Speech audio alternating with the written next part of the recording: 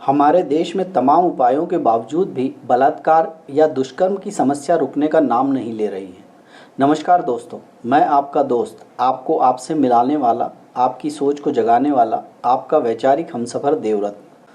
दोस्तों, हमारे देश में हमारी बहन बेटियों के साथ आए दिन हो रहे बलात्कार और व्यभिचार की घटनाओं से आप बहुत अच्छे से वाकिफ़ हैं और इन्हें रोकने के लिए सरकार द्वारा बनाए गए कठोर कानूनों के बारे में भी आप जानते ही होंगे।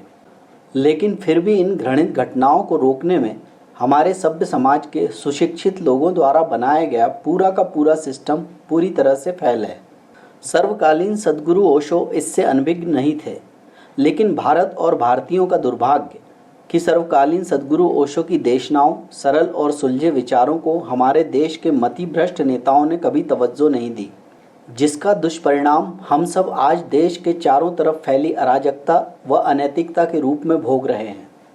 दोस्तों, आज मैं आपके लिए हमारे देश में हो रहे बलात्कार जैसे घृणित कृत्यों को रोकने के लिए ओशो द्वारा बताए गए उपाय की जानकारी लेकर आया हूँ।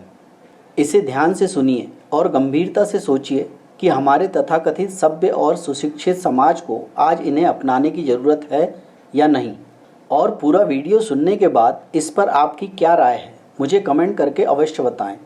दोस्तों, निर्भया कांड के बाद दुष्कर्म की घटनाओं से निपटने के लिए सरकार ने बेहद सख्त प्रावधान बनाए हैं।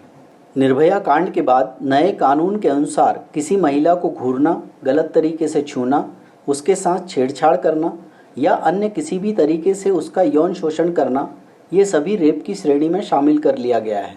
साथ ही एक नया कानून भी वजूद में आया है जिसका नाम पॉक्सो एक्ट है, जिसमें दुष्कर्मी की गिरफ्तारी तुरंत होती है।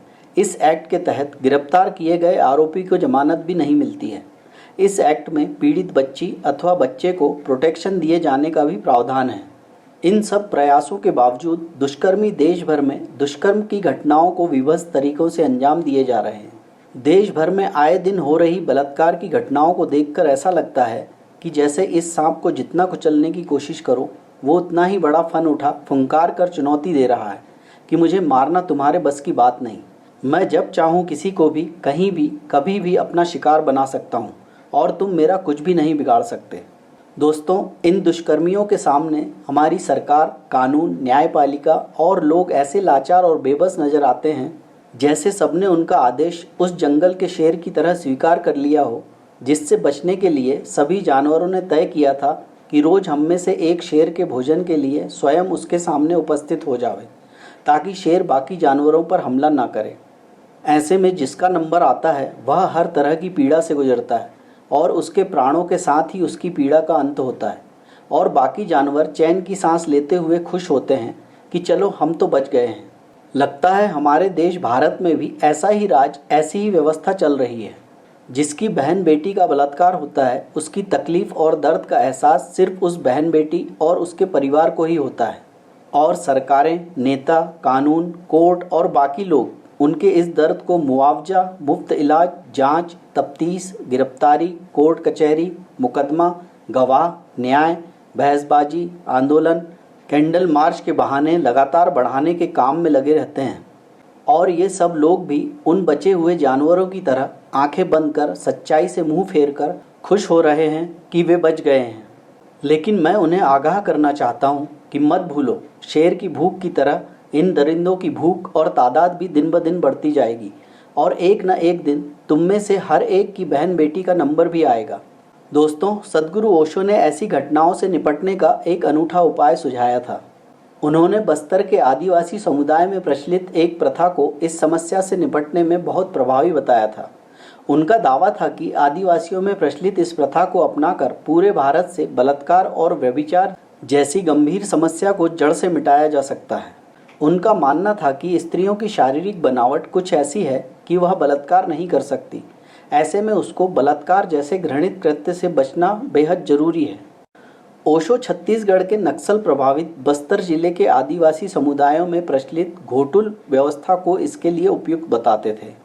वे बताते थे कि इस प्रथा में छोटे छोटे आदिवासी गांवों, जिनमें कई गांवों की आबादी तो मात्र 200 से 300 तक ही है, के बीच में एक सार्वजनिक मकान बना होता है जिसे समुदाय के बड़े छोटे सभी मिलकर सजाते हैं। फिर युवक युवतियों को युवा अवस्था में पहुंचते ही यहाँ भेज दिया जाता है।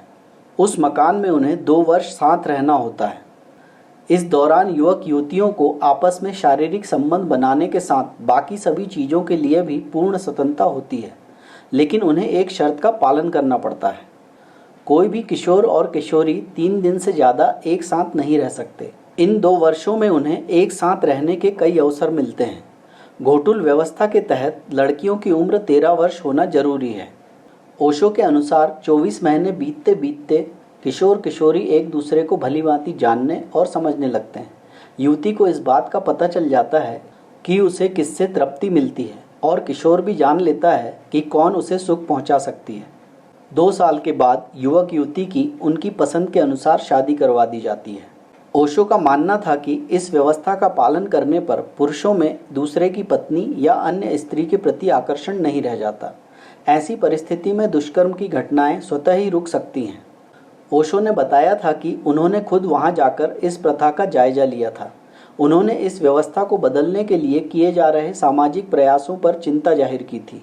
दोस्तों, बदलते वक्त और तथाकथित समाज सुधारकों के पिछड़े लोगों के उत्थान और विकास के प्रयासों से ऐसे आदिवासी समुदाय भी हमारी तरह भ्रमित हो अपनी वास्तविक संस्कृति से परे होते जा रहे हैं।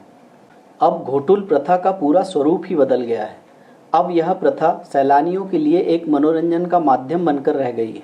अब इस प्रथा में मनोरंजन के नाम पर सब कुछ तो होता है, लेकिन इस प्रथा की मूल आत्मा इस शोर शराबे और दिखावे में खो गई है। सद्गुरु ओशो ने जब इस प्रथा को खुद जाकर देखा था, तब और आज में सब कुछ बदल गया है।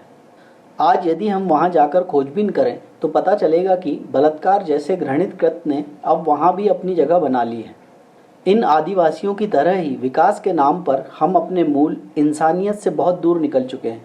इसलिए आज हमारे सभ्य समाज में चारों तरफ हिंसा, बलात्कार, शोषण, षड्यंत्र जैसे अशांति के सभी स्वरूप नजर आते हैं।